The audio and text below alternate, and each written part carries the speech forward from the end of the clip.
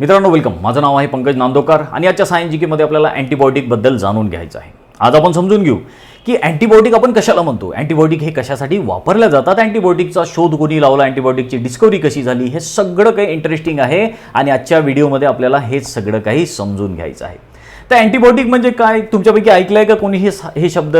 तर जेव्हा तुम्ही आजारी होता तेव्हा हमखास तुम्हाला अँटीबायोटिक हे शब्द ऐकायला पडतात. अँटीबायोटिक म्हणजे एक प्रकारचं औषध आहे ज्याच्यामुळे तुम्हाला वेगळ्या वेगळ्या इन्फेक्शनपासून संरक्षण भेटते. जेव्हा तुम्ही आजारी होता, जेव्हा तुम्हाला जळलं, तुम्हाला काही भाजलं किंवा तुम्हाला जखम झाली, तुमचं ऑपरेशन झालं, तर हमखास अशा वेळी तुम्हाला अँटीबायोटिक हे जे औषध आहेत हे अँटीबायोटिक दिल्या जातात.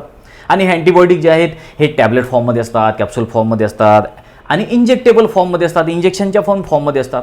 मग तुम्ही जेव्हा डॉक्टरकडे जाता तेव्हा तुम्हाला त्या वेगळ्या वेगळ्या आजारांपासून वाचवण्यासाठी, तुम्हाला इन्फेक्शनपासून वाचवण्यासाठी डॉक्टर लोक अँटीबायोटिक औषधं हे लिहून देतात. मग ते गावातले छोटे छोटे डॉक्टर असो की शहरातले मोठ्यात मोठे डॉक्टर असो, तुम्हाला हमखास अँटीबायोटिक लिहून देतात. आणि असं दिसून पडते की जवळपास डॉक्टरची जी प्रिस्क्रिप्शन आहे ना, त्याला आपण चिठ्ठी म्हणतो, त्या प्रिस्क्रिप्शनमध्ये 90% डॉक्टरच्या प्रिस्क्रिप्शनमध्ये हे अँटीबायोटिक असतातच.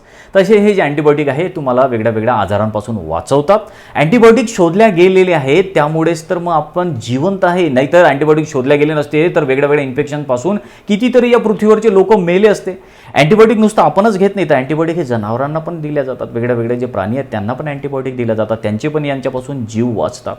या जगाची जी आज लोकसंख्या आपल्याला दिसते ते अँटीबायोटिकच्या शोधामुळे दिसते. नाही तर अँटीबायोटिकचा शोध लागला नसता तर कितीतरी लोक वेगळ्या वेगळ्या आजारांपासून मेले असते. जनरली जे जगातलं पहिलं अँटीबायोटिक शोधलं गेलं ते दुसऱ्या महायुद्धाच्या काळामध्ये शोधलं गेलं. दुसरं महायुद्ध तेव्हा सुरू होतं आणि नेमक्या त्याच काळामध्ये पहिलं अँटीबायोटिक शोधलं गेलं आणि त्या अँटीबायोटिकमुळे कितीतरी त्या दुसऱ्या महायुद्धामध्ये लोकांचे जीव वाचले, सैनिकांचे जीव वाचले. तसं हे अँटीबायोटिक जे आहेत आज आपल्या खूप कामाचे आहेत आणि आपली आज गरजच होऊन पडलेली आहे. तर अशा प्रकारे या अँटीबायोटिकबद्दल खूप सारं रंजक माहिती आपल्याला जाणून घ्यायची. आता हा इंट्रोडक्टरी पार्ट मी तुम्हाला आज सुरुवातीला समजून सांगितलेला आहे. तर चला आता अँटीबायोटिक म्हणजे काय आहे हे आपण आता जाणून घेऊ. तर अँटीबायोटिकबद्दल सगळ्यात आधी त्याची डेफिनेशन, एक सायंटिफिक आपण गोष्ट जाणून घेऊ, नंतर मग त्याची डिस्कवरी वगैरे कोणी केली ह्या सगळ्या गोष्टीचा आपण स्टडी करूच. बघा अँटीबायोटिक काय, तर अँटीबायोटिक आर द मेडिसिन्स. ॲक्च्युअलमध्ये काय अँटीबायोटिक ह्या मेडिसिन्स आहेत, एक औषध आहे जे की आपल्याला काय करते, that help to stop infection cause by बॅक्टेरियापासून होणाऱ्या इन्फेक्शन विरुद्ध आपल्याला ते अँटीबायोटिक वाचवत असतात. तर लक्षात घ्या की जेव्हा आपल्याला बॅक्टेरियाचा आपल्या बॉडीवर अटॅक होतो, जेव्हा बॅक्टेरियापासून आपल्याला इन्फेक्शन होते, तेव्हा त्या बॅक्टेरियाला मारायसाठी, त्या बॅक्टेरियाची त्याची ग्रोथ थांबवण्यासाठी अँटीबायोटिकचा वापर केला जातो. आलं लक्षात तुमच्या?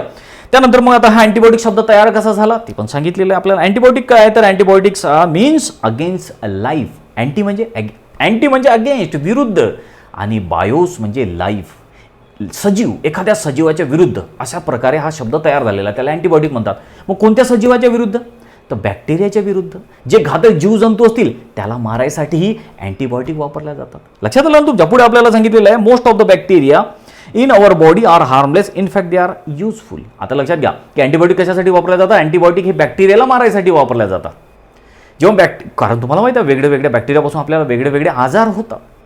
तर ह्या आजारांपासून आपलं संरक्षण करायसाठी म्हणजे या बॅक्टेरियाला मारायसाठी आपण अँटीबायोटिक घेतो. आणि एक आणखी गोष्ट लक्षात घ्यायची आहे तुम्हाला की सगळेच बॅक्टेरिया काही घातक नाहीत, सगळेच बॅक्टेरिया काही तुम्हाला आजार करत नाहीत.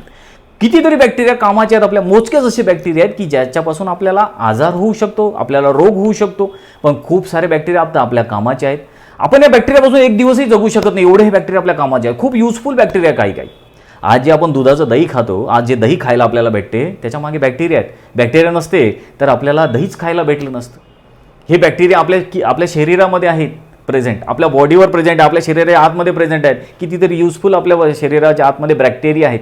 आपल्या पोटामध्ये जे बॅक्टेरिया आहेत ते आपल्याला जेवण पचवण्यासाठी मदत करतात, कोलाई नावाचे बॅक्टेरिया वगैरे. काही बॅक्टेरियापासून आपल्या बॉडीमध्ये, आपल्या शरीरामध्ये व्हिटॅमिन्स तयार होतात. तसे कितीतरी युजफुल बॅक्टेरिया आहेत की जे आपल्या कामाचे आहेत आणि आपण एक दिवसही त्या बॅक्टेरियांशिवाय जगू शकत नाही. असे मोजकेच बॅक्टेरिया आहेत की ज्यांच्यापासून आपल्याला रोग होऊ शकतो. त्या बॅक्टेरियाला मारायसाठीच अँटीबायोटिकचा प्रयोग केला जातो किंवा उपयोग केला जातो. पुढे आपल्याला सांगितलेलं आहे only bacterial infection can be killed with antibiotics. Antibiotics फक्त बॅक्टेरियालाच मारू शकतात. अँटीबायोटिकचा वापर तुम्हाला व्हायरसपासून बचाव करू शकत नाही. व्हायरसला मारायसाठी अँटीबायोटिक वापरला जाऊ शकत नाही. प्रोटोझोआला मारायसाठी अँटीबायोटिकचा वापर केला जाऊ शकत नाही. हे सगळ्यात आधी लक्षात घ्या. जेव्हा तुम्हाला व्हायरल इन्फेक्शन होतं, जेव्हा फॉर एक्झाम्पल तुम्हाला सर्दी होते, जनरली सर्दी कशापासून होते? व्हायरसपासून होते. तर व्हायरसपासून जर तुम्हाला इन्फेक्शन झालं तर अँटीबायोटिक तिथे काही उपयोग पडत नाही. सर्दीवर जर तुम्ही अँटीबायोटिक घेतलं तर त्याचा काहीच उपयोग होत नाही. तुम्हाला त्याच्यापासून तुम्हाला बरंच वाटत नाही, कारण अँटीबायोटिक हे बॅक्टेरिया मारायसाठी उपयोगात केल्या जातात किंवा अँटीबायोटिक हे फक्त बॅक्टेरियाला मारायसाठीच कामात पडतात. ते व्हायरसवर कामात पडत नाही, व्हायरसला ते मारू शकत नाही. म्हणून अँटीबायोटिकचा वापर जर आपण व्हायरसला मारायसाठी केला तर तो निरुपयोगी आहे, त्याच्यापासून आपल्याला काहीच फायदा होत नाही. हे सगळ्यात आधी गोष्ट लक्षात घ्या. बऱ्याचदा काय होते की तुम्ही डॉक्टरकडे गेले की तुम्हाला सर्दी झाली समजा तुम्हाला, आणि तुम्ही डॉक्टरकडे जाता तर डॉक्टर तुम्हाला अँटीबायोटिक लिहून देतात सर्दीसाठी. पण एक लक्षात घ्यायचं आहे की सर्दीसाठी अँटीबायोटिक कधीही कामात पडत नाही. थोडाफार त्याच्यापासून परिणाम होत असेल तर होत असेल, बाकी सर्दीपासून बचावासाठी अँटीबायोटिक काहीही काम करत नाही. ही गोष्ट लक्षात घ्यायची आहे तुम्हाला.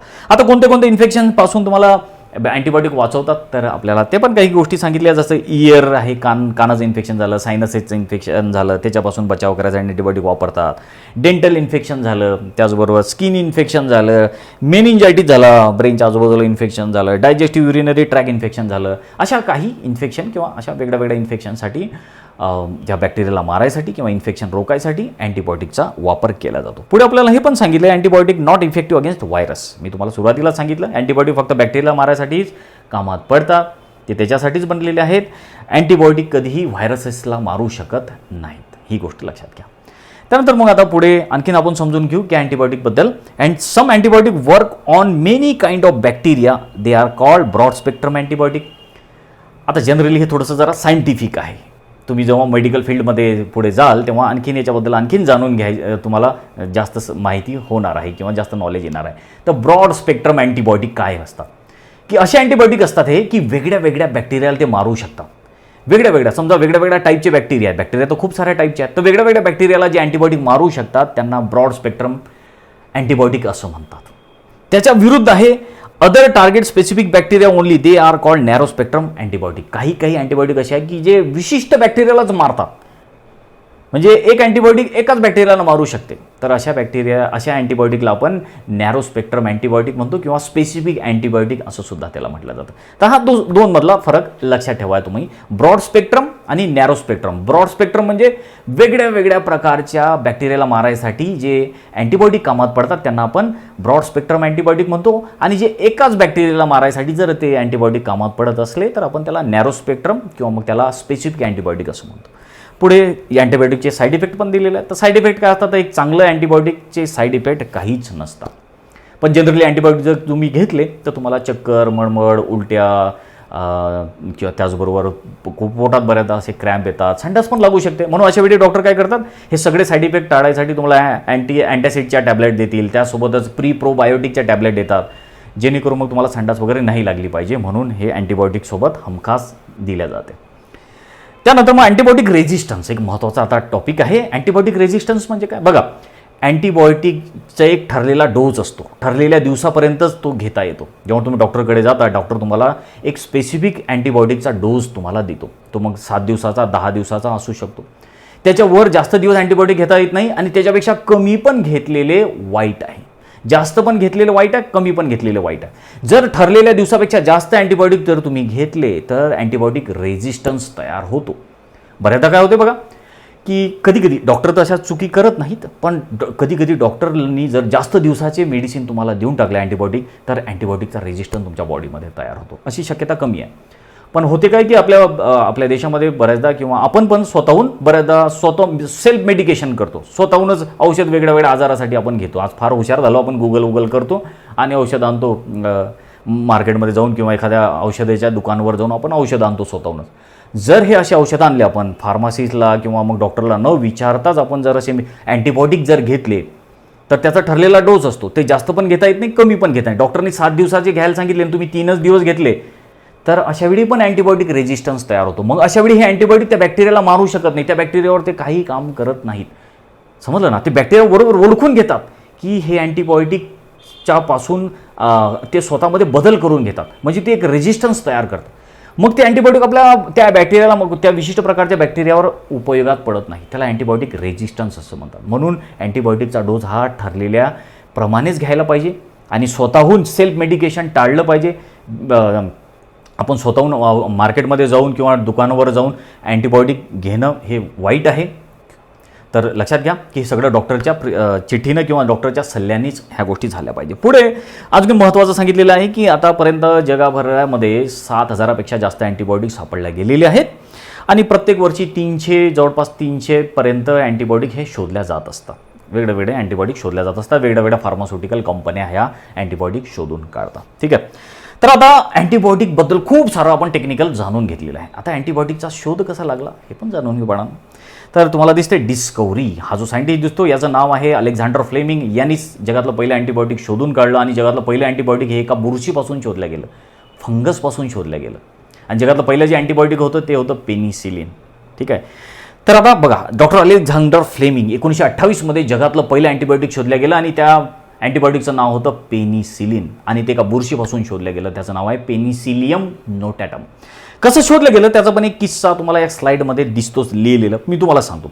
डॉक्टर अलेक्झांडर फ्लेमिंग हे ब्रिटनचे होते, स्कॉटलँडचे होते, खूप हुशार सायंटिस्ट होते. आणि विशेष म्हणजे एक आणखी लक्षात घ्या की अँटीबायोटिकचा शोध हा अनासायास लागलेला आहे. ॲक्सिडेंटली याचा शोध लागलेला आहे. त्यांनी असं ठरवून शोध नाही लागला, अचानकच शोध लागला त्याचा अँटीबायोटिकचा. त्यांना शोधायचं काही वेगळं होतं आणि शोधल्या गेलं काही वेगळंच, म्हणून असं ॲक्सिडेंटली अँटीबायोटिकचा शोध लागलेला आहे. ही सगळ्यात आधी इथे लक्षात घ्या ही गोष्ट. आता काय झालं की बघा अलेक्झांडर फ्लेमिंग त्यांच्या लॅबमध्ये एक प्रयोग करत होते. त्यांनी काय केलं की एक पेट्री डिश घेतली. बघा ही आहे पेट्री डिश. तुम्ही सायन्सचे स्टुडंट असले तर तुम्हाला हे माहीतच आहे सगळं. पेट्री डिश ही पेट्री डिश आहे आणि याच्यात कल्चर मीडियम तयार केलं आणि या कल्चर मीडियममध्ये त्यांनी स्टॅपिलोकोकस बॅक्टेरिया टाकले. कोणते बॅक्टेरिया टाकले? स्टॅपिलोकोकस बॅक्टेरिया या कल्चरमध्ये त्यांनी ठेवून दिले. आणि मग झालं काय की ही जी पेट्री डिश आहे ही डिश आहे जी अशी वाटी जी आहे ती वाटी एका आपल्या लॅबमध्ये एका कोपऱ्यात ठेवून दिली त्यांनी. त्याच्यामध्ये बॅक्टेरिया होते, स्टॅपिलोकोकस नावाचे बॅक्टेरिया होते. आणि मग त्यांना विसर पडला आणि ते सुट्ट्यांवर गावाला चालले गेले. आणि मग बऱ्याच दिवसानंतर ते परत जेव्हा आले आपल्या लॅबमध्ये तेव्हा त्यांना एका कोपऱ्यामध्ये ती पेट्री डिश दिसली. आणि मग त्यांनी बघितली तर त्यांना असं आढळून पडलं की या पेट्री डिशमध्ये काही ठिकाणी बुरशीची वाढ त्यांना झालेली दिसली. एक प्रकारची बुरशी इथे वाढली, कारण आता ही डिश बऱ्याच दिवसाची अशी ठेवली होती त्यामुळे इथं फंगस वाढलं, बुरशी. तुम्हाला माहीत आहे बऱ्याच दिवस एखाद्या वस्तू ठेवल्या तर इथं बुरशी वाढते, मग इथे बुरशीची वाढ झाली. आणि ज्या ठिकाणी बुरशीची वाढ झाली त्याच्या आजूबाजूचे सगळे बॅक्टेरिया मेले. बघा लक्षात येते का तुमच्या? ज्या ठिकाणी बुरशीची वाढ झाली होती त्याच्या आजूबाजूचे सगळे बॅक्टेरिया मेले. मग यांनी काय केलं, ही बुरशी कोणती आहे हे शोधायचा प्रयत्न केला. तर यांना लक्षात आलं की ही बुरशी जी आहे ही पेनिसिलियम नोटॅटम नावाची बुरशी आहे. पेनिसिलियम नोटॅटम नावाची बुरशी आहे. या बुरशीने काय केलं, केमिकल तयार केलं आणि त्या केमिकलमुळे हे आजूबाजूचे बॅक्टेरिया मेले. आणि म्हणूनच मग या केमिकलला त्यांनी नाव दिलं पेनिसिलिन. बघा पेनिसिलियम या फंगसपासून या बुरशीपासून जे अँटीबायोटिक शोधल्या गेलं त्याचं नाव त्यांनी ठेवलं पेनिसिलिन. तर हे जगातलं पहिलं अँटीबायोटिक आहे ज्याचं नाव आहे पेनिसिलिन. याला वंडर ड्रग म्हणून ओळखल्या जाते. तर अशा तऱ्हेनं ॲक्सिडेंटली अचानकच या जगातल्या पहिल्या अँटीबायोटिकचा शोध लावला आणि जगातलं पहिलं अँटीबायोटिक या बुरशीपासून शोधलं गेलं. त्या बुरशीचं नाव आहे पेनिसिलियम नोटॅटम आणि जगातलं पहिलं अँटीबायोटिक आहे पेनिसिलिन. ठीक आहे, लक्षात आलं. तर अशा प्रकारे ही डिस्कवरी झाली, हा शोध लागला. पण मग पुढे काय झालं की हे पेनिसिलिन कसं वेगळं वगैरे करायचं याची आयडिया किंवा याचं जे साधन आहे ते डॉक्टर अलेक्झांडर फ्लेमिंगकडे अवेलेबल नव्हतं.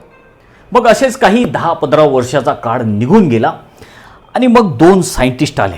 जवळपास 1943ची ही गोष्ट आहे, 40-42च्या दरम्यानची गोष्ट आहे. आणि त्या 2 सायंटिस्टचं नाव आहे बघा कार्टूनमध्ये तुम्हाला त्यांचं नाव दिसते, फ्लोरे आणि चेन, हे 2 सायंटिस्ट. मग यांनी सक्सेसफुली जे आहे पेनिसिलिन वेगळं काढलं. पेनिसिलिन हा ड्रग वेगळा काढला त्यांनी आणि मग त्याचा औषध म्हणून वापर करायला सुरुवात झाली. वेगळ्या इन्फेक्शनसाठी मग आज हे पेनिसिलिन वापरलं जाते. खूप साऱ्या वेगळ्या इन्फेक्शन, ब्रॉड स्पेक्ट्रम अँटीबायोटिक आहे.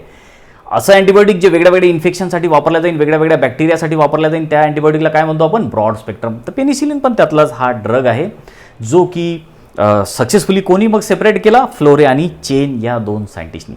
आणि मग अशा तऱ्हेनं याचा वापर चालू झाला. आणि तुम्हाला हा दिसतो हा कालखंड 1943चा, म्हणजेच काय की जवळपास दुसरं महायुद्ध चालूच होतं. दुसऱ्या महायुद्धाच्या दरम्यानच हा ड्रग हे औषध शोधलं गेलं अँटीबायोटिक आणि त्याच्यामुळे खूप साऱ्या सैनिकांचे जीव वाचले. त्या काळामध्ये हे जे कार्टून आहे हे फेमस झालं होतं. एक घायाळ झालेला तुम्हाला याच्यामध्ये सैनिक दिसेल आणि दुसरा सैनिक त्याला म्हणतो आता घाबरू नको, आता तुला चिंता करायची आवश्यकता नाही, तुझा जीव वाचेल, कारण आता अँटीबायोटिक आपल्या जवळ आहे. पेनिसिलिन आता आलेलं आहे, अँटीबायोटिक आलेलं आहे, त्याच्यामुळे तुझ्या जखमा बऱ्या होतील. तुला जी गोळी लागलेली आहे त्या गोळ्याच्या जखमा ज्या आहेत, त्या बंदुकीच्या गोळीच्या जखमा आता अँटीबायोटिकमुळे दुरुस्त होतील. तू सुखरूप आपल्या घरामध्ये पोहोचणार. तर असा एक भरोसा या सैनिकांनी दुसऱ्या सैनिकाला दिलेला आहे. तर ह्या अँटीबायोटिकमुळे सक्सेस झालेला आहे पेनिसिलिन.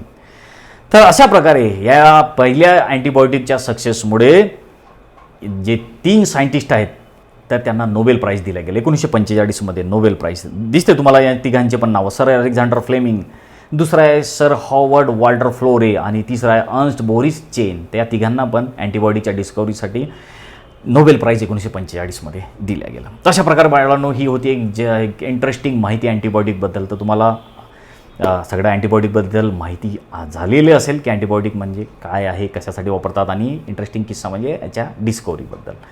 तर बाळांनो तुम्हाला ही माहिती कशी वाटली ही मला कमेंट करून तुम्ही जरूर कळवा. पुढच्या सायन्स जी केमध्ये आपण आणखीन एका इंटरेस्टिंग जी केची माहिती घेऊ. Thank you very much.